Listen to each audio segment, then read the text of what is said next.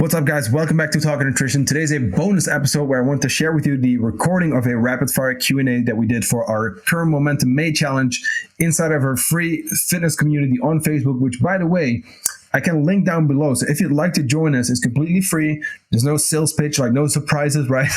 It's really just a place where we want to help you. So we have free trainings. We go live every single week. We have downloads. We have tools. There's a lot of good stuff in there. I'd like you to check this out. I think it's really going to be beneficial because there's a lot of shit online where, sure, you get the information, but there's not a lot of help in terms of like applying this stuff. And that's really where we come in, where that free group, like we actually help you take action on this, right? So if you'd like to join us, I'll make sure to drop the link down below. We are currently like halfway into our challenge, so you cannot join us right now. But if you want to join us next time, which, full transparency, we will be doing another one in September. So it's not going to be for a while, but if you want to join us in September, make sure to jump in a group and just grab your free downloads, join the live trainings, like engage and ask questions, right? Because that's what it's for. And then if you like to, you can join us next time in September. With that being said, let's get into the episode. Enjoy, and I'll talk to you very soon. First question right away. When you want to build more muscle, is it only possible while in a bulk, or is it possible while being at maintenance and maybe raise the protein intake? Is a really good question. As for being at maintenance and raising your protein intake is not necessarily going to do that much. First of all, I think with protein, because I know also this person who's actually watching live, I think he is already eating enough protein, so adding more would not necessarily be more beneficial in terms of building more muscle. What's going to be the most important is that we are training effectively. We're training hard enough in terms of we're training close to failure, not all the time to failure, but we're training near failure. We're really like stressing the muscle. We're pushing the body, right, to become bigger, stronger, etc. But the most important thing is getting enough calories there, right? In terms of the protein intake, being at maintenance, I will say this, we could even get away with a little bit less. We really focus on like higher protein diets when we're cutting for satiety reasons, for muscle maintenance reasons. But I will say, once we are at maintenance, there are enough calories coming in. And that being said, we have to we don't have to worry as much about like losing muscle during that period. Now, not saying like let's split your protein intake in half, but like that's a little side note there. So I would say, hey, once you get out of the deficit, maintenance, keep your protein the same. Protein really doesn't change that much, whether we're bulking or cutting or maintenance. Maybe a little higher during a cut, but for the most part, we keep it the same. And the way we do it, we keep our fats nice and low for the most part. It really depends on the person, how active you are, etc. But for the most part, we keep it a little bit low so that we can get away with a lot of carbohydrate. Because here's the cool thing. When you want to build muscle, we do really want to like support your training. We want to make sure that we lift effectively. We have a program. We achieve what's called progressive overload, and we continue to really stress the body, right? We continue to push it. Now, that being said, carbohydrate is really useful there. And I know this wasn't like part of the question because I know that it's more specifically about like maintenance versus bulking. I'll get to that in a sec. But you already know I always kind of like go off on the side. But either way, these carbs, and this is something I want to bring up because people are always like avoiding carbs. That's going to allow you to get more out of your workout. You got more fuel coming in. You get to recover better. You even can use that as almost like an off switch for cortisol after your training to bring you back into a rest digest state. Now, back to the actual question. So can you build muscle at maintenance or do you need to be bulking? You can most definitely build muscle at maintenance. And that works quite well, to be honest with you. And I'm just double checking my microphone. Yeah, that's all good. That works pretty well. Now, what I will say too is that it's a slow process. It's a very slow process. And for the most part, I think most people will be too impatient to really stick to building muscle at maintenance. It's very possible, though, definitely. I will say, especially when you're new, you can really see a lot of like body recomposition in a short term, right? Seeing muscle gain and fat loss at the same time. Same time, not same rate, but same time. And I will say, when people do use steroids and stuff, like, you will see a bigger difference there. But we're not going to do that, right, guys? So let's keep it healthy and natural. So either way, now moving to bulking, that is where you're going to put on more muscle. And I think this is beneficial for two reasons. Now, first of all, again, building more muscle is going to be more effective. I think we always think we want to lose fat and build muscle. We always want both, right? Because we're human. We want everything. But then again, a calorie deficit, right, for fat loss is the exact opposite of what's needed for muscle gain, a calorie surplus. Like, that's optimal. So you want to train hard, you want to sleep well, you want to rest and recover, right? But you definitely want to eat enough for that. It's an energy costing process to build muscle. And even just maintaining muscle requires more calories. So for your body to kind of go, like, from an evolutionary standpoint, right, for your body to kind of go like, oh, well, let's build some muscle now, something that's expensive to maintain and build while we're in a deficit, like, it's not very logic if you think about it that way. So that being said, there needs to be a reason for your body to build that muscle. So that's the signal, that's the workout, is your recovery, which you cannot neglect. Like, you have to recover well, and then enough calories. It's kind of like that concept of, like, chasing two rabbits. You're just going to catch one at a time, right? Now, in this scenario, I'd say you're likely going to see better results long term, and really in a relatively shorter term, I will say, if you do a active bulk where you actually increase your calories, you work on actively putting on weight, which happens, right? You gain weight, you build a muscle, and then afterwards you can do a cut. And here's the cool thing.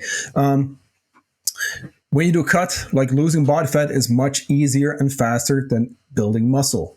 When you build muscle, it takes a while. It's a slow fucking process, and you need to give it at least 2, 3, 4 months, preferably.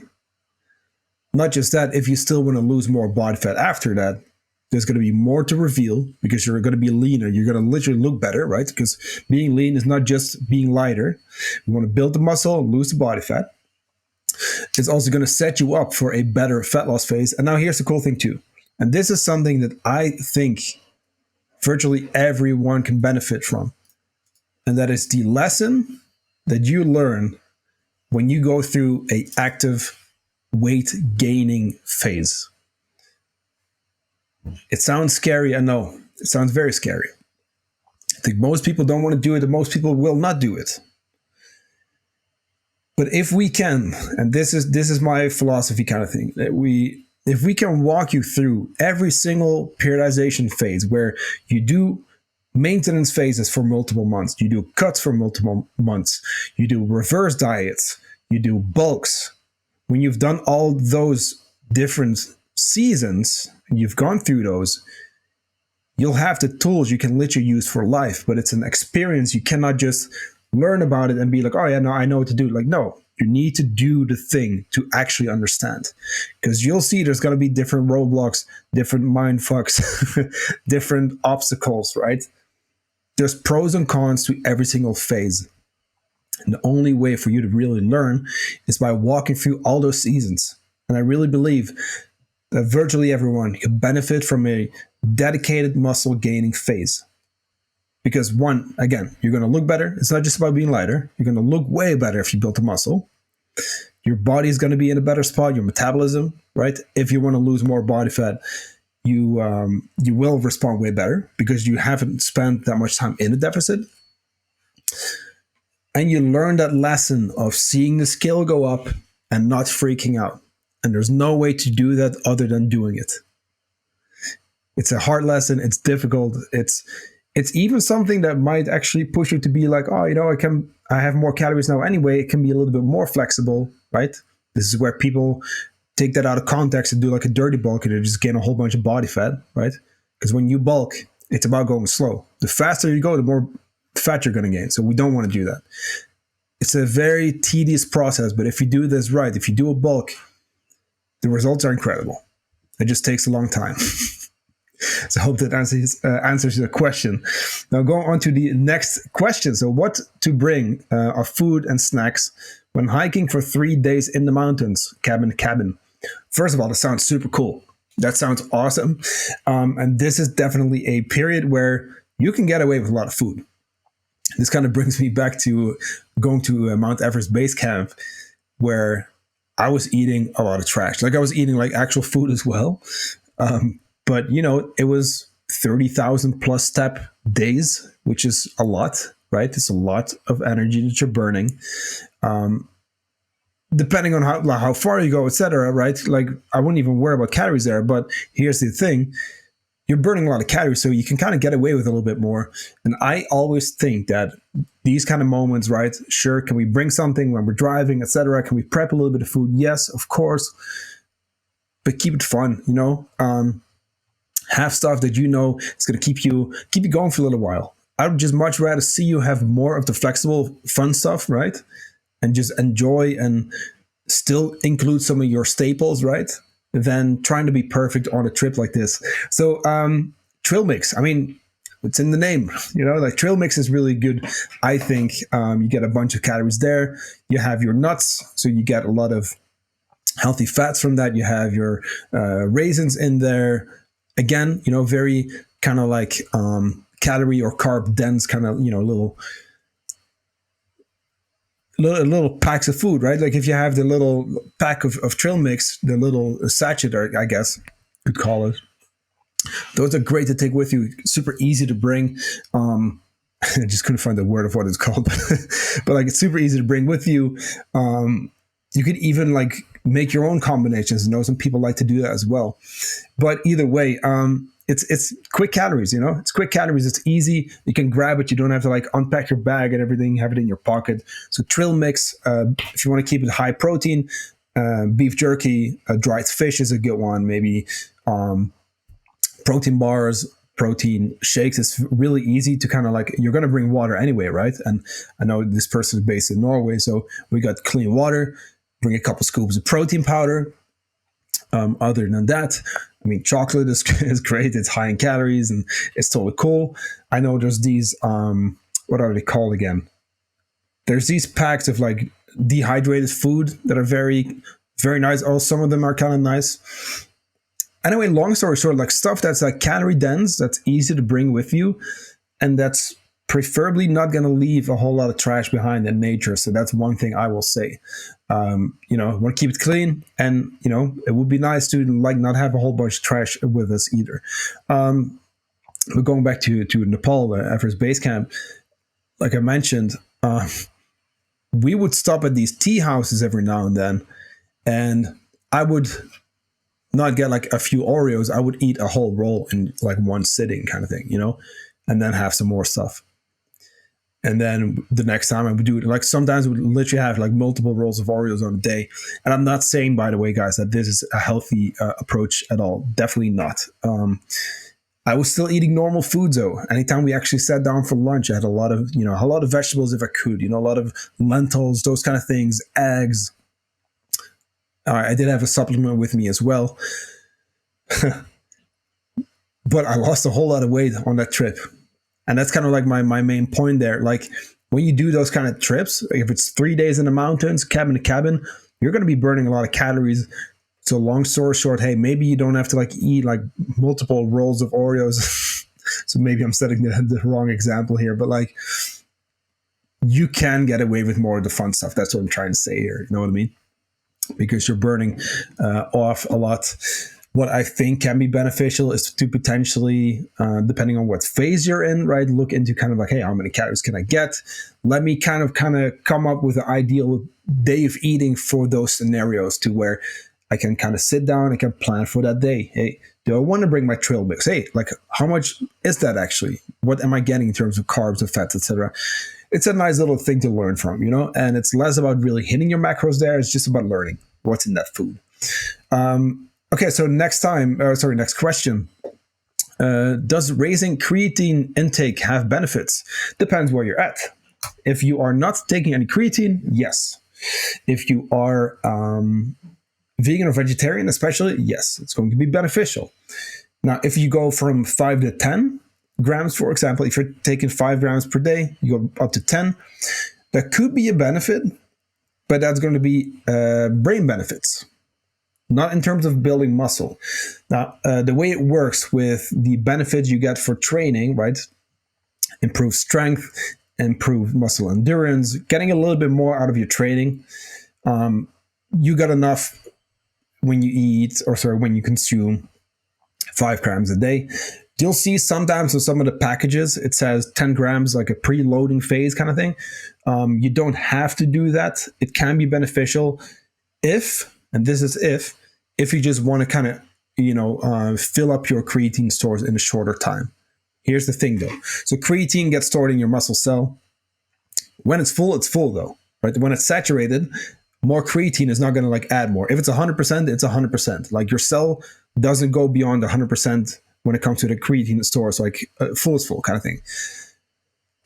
So that being said, for the muscle benefits, the training benefits, muscle gain, etc., that's not necessarily more beneficial. No. And filling up the muscle kind of like that does happen a little quicker if you do choose to preload, basically, when you go with 10 grams. But either way. Now, for the brain benefits, there's more and more and more research on creatine. It's still the most researched, I believe, or maybe caffeine, but like sports supplement out there. And the more they research, like the more reasons they find to take it.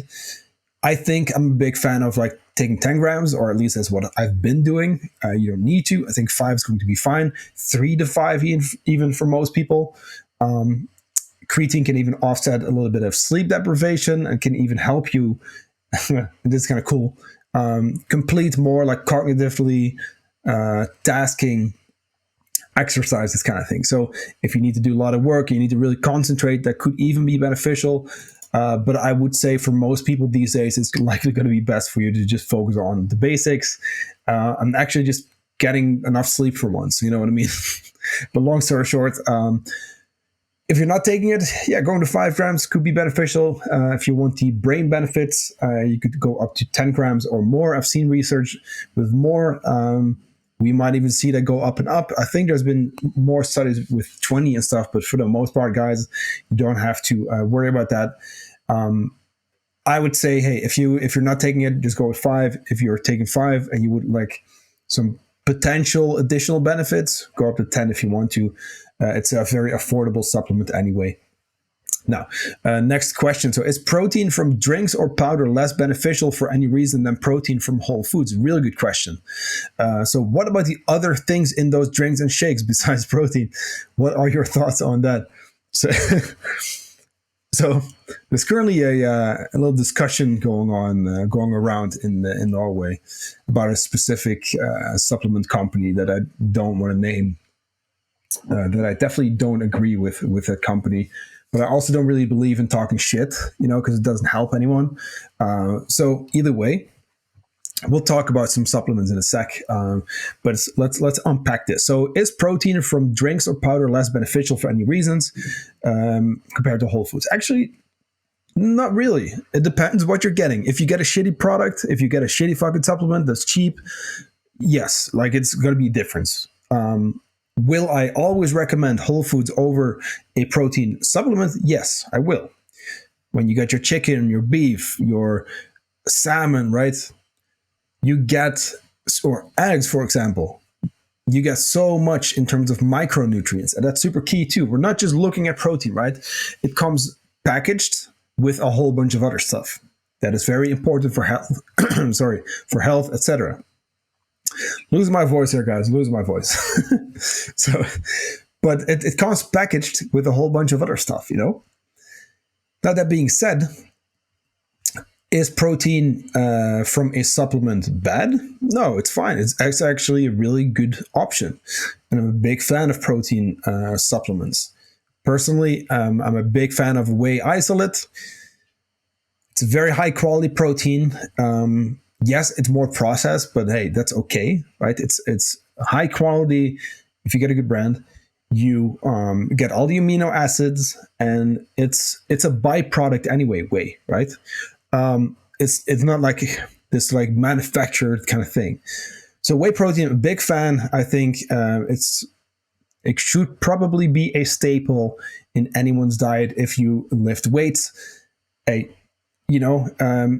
in terms of like being beneficial, less or more. I think it could even be more beneficial if we're looking at it's affordable, it's easy to take with you, it's convenient, right? There are a lot of reasons to have it. You don't need it, but I will say 1 or 2 scoops per day, go for it, right?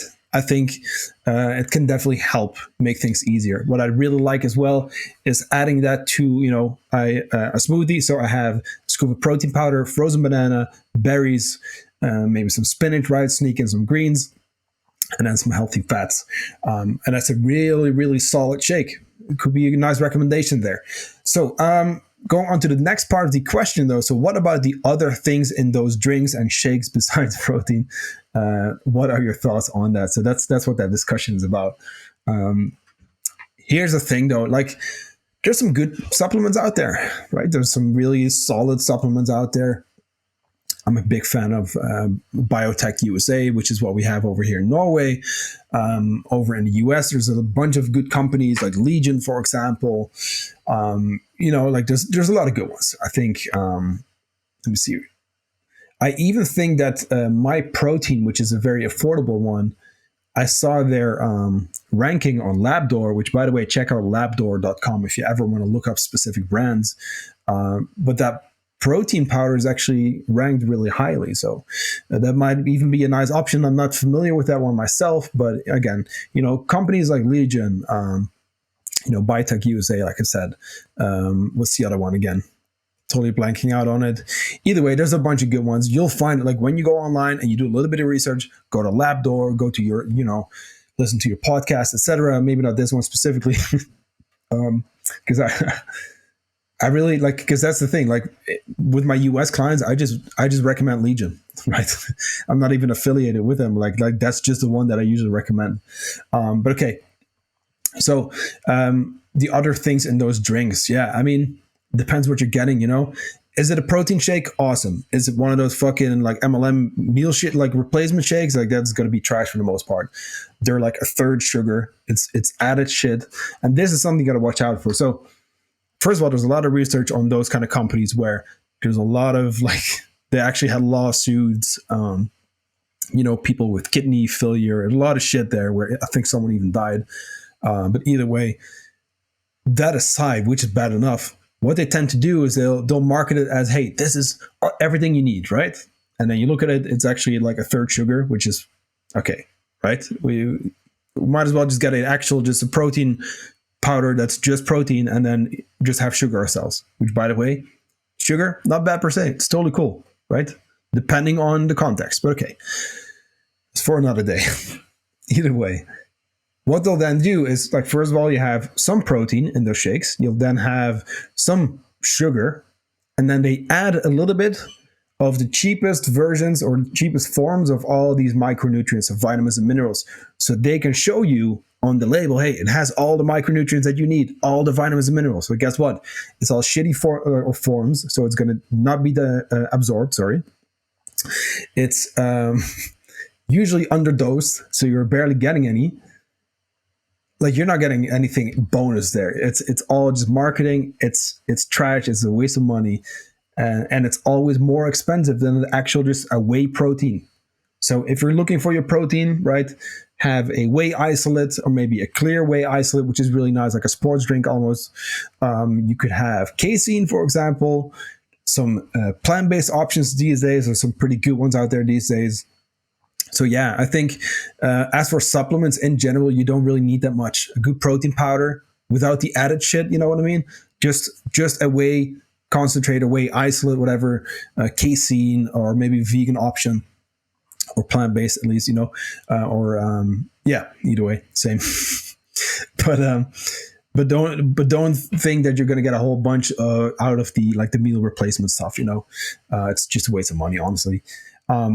Other than that, you have creatine, and that's really it for the most part. Like, you're not really going to get that much more out of supplements unless it's targeted. I'm a big fan of magnesium. I will say that ashwagandha, there's a couple of ones there. But again, it's context, like supplements really just kind of like, they can make a little bit of a difference, but it's like 5% of the pyramid, So it's barely anything there. So yeah, Next one. So, well, the drawback of weight loss is that suddenly the lifting belt is either too big or too loose. Yeah, there's no holes where needed to be now. Any suggestions on how to find or fix a solution, or how to fix or find a solution? I mean, get a get a new belt. No, I think you should be able, because we're going down now. Yeah, you should be able to make a new hole. Just grab a knife or scissors. I should be able to do that. I know I have in the past. For me, my belt began to get too small when I was bulking, and then now it's kind of like, it's still fine, but like it's just about, you know, getting there to where it's like almost like maxed out in terms of tightness. You know what I mean? So yeah, you could potentially make a new hole in your belt. If it's Velcro though, I don't know. Next question, last one for today. So what are your thoughts on intermittent fasting? It's a tool. It can be beneficial. It can be useful, I should say. But it's also overrated. I think for most people, it's going to make things potentially worse. There is some research that shows out that points out that the risk of like binge eating does increase with intermittent fasting, especially when it's combined with a low carb diet. And we did a full episode on that. I can link that actually in the show notes.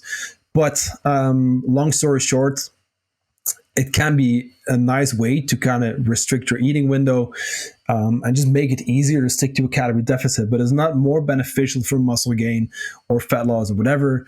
What I will say, with some people, you know, with digestive issues, it could be a nice tool to kind of have a little bit less, right? Kind of like give the digestive system a little bit of a break, if that makes sense.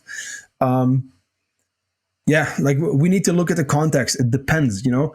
It can be useful, but here's the thing: people are already stressed as fuck these days, and what tends to happen is that when you fast, especially for a longer time, you can actually add more stress to the body. So we don't want that, right? It really depends. It really is a big it depends question. I mean, I'm currently kind of doing that, or at least I just moved my breakfast later. I just kind of like that right now. I just have my breakfast at like 11. But I mean, technically that's intermittent fasting, but you know, who cares what it's called? You know what I mean? You're just moving your breakfast later or skipping breakfast. What I will say is that for most people, including myself, at some point, like you probably want to have something, you know, you want to have some energy in your system. You want to get some micronutrients in, stuff that's going to keep you full. And especially if you want to work out, right?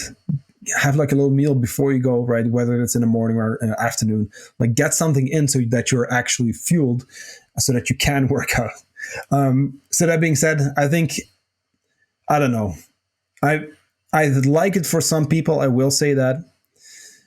For most, I don't. For most, it's just adding stress. It's potentially even something that could lead to a little bit of like weird kind of like relationship with food, to where, and this is from personal experience, to where I was, for example, really worried about breaking my fast, right? After a certain moment or before.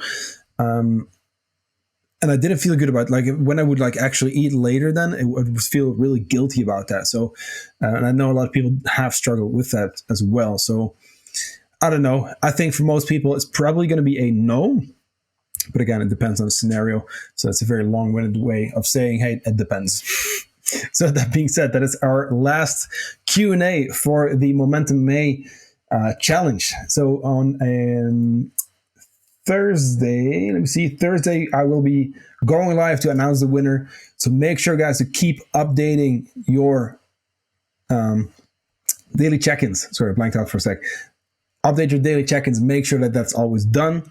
Keep posting, right? Your stories, get your walk in, your workout, etc., your big ass salad, your hydration, and then we will announce the winners on Thursday. So a little recap of the prizes. Remember, so first place is going to get a free month in our group. Second place gets a free coaching call with me, and on third place, a supplement stack. We'll talk about supplements or what we're going to get towards the end, or once we get towards the announcement, because I want to first see if the